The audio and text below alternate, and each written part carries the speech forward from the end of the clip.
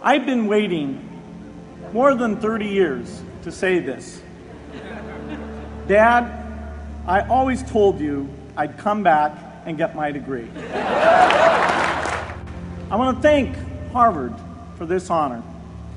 I'll be changing my job next year, and it will be nice to finally have a college degree on my resume. I applaud the graduates for taking a much more direct route to your degrees.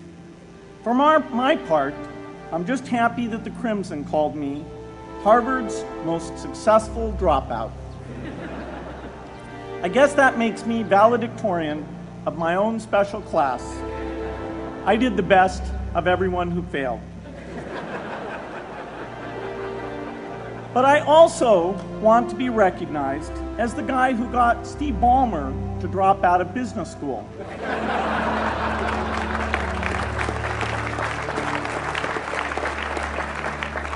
I'm a bad influence. That's why I was invited to speak at your graduation. If I'd spoken at your orientation, fewer of you might be here today.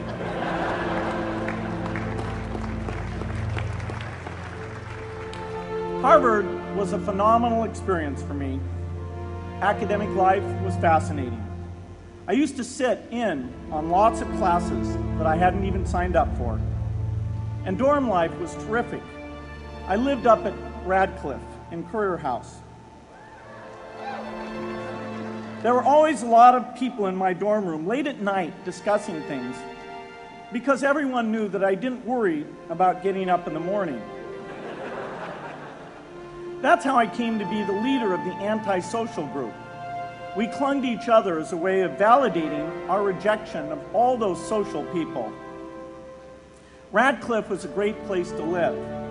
There were more women up there, and most of the guys were math science types. The combination offered me the best odds, if you know what I mean.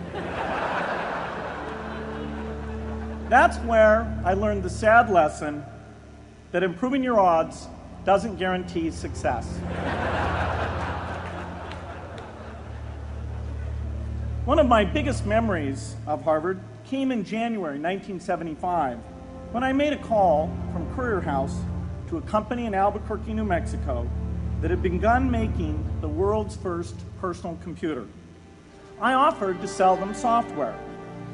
I worried they would realize I was just a student in a dorm and hang up on me.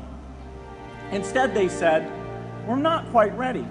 Come see us in a month," which was a good thing because we hadn't written the software yet.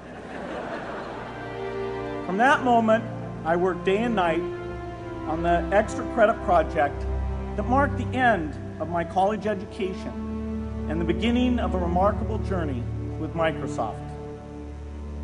What I remember above all about Harvard was being in the midst of so much energy and intelligence. It could be exhilarating, intimidating, sometimes even discouraging, but always challenging. It was an amazing privilege, and though I left early, I was transformed by my years at Harvard, the friendships I made, and the ideas I worked on. But taking a serious look back, I do have one big regret. I left Harvard with no real awareness of the awful inequities in the world, the appalling disparities of health and wealth and opportunity that condemn millions of people to lives of despair. I learned a lot here at Harvard about new ideas in economics and politics. I got great exposure to the advances being made in the sciences. But humanity's greatest advances are not in its discoveries, but in how those discoveries are applied to reduce inequity.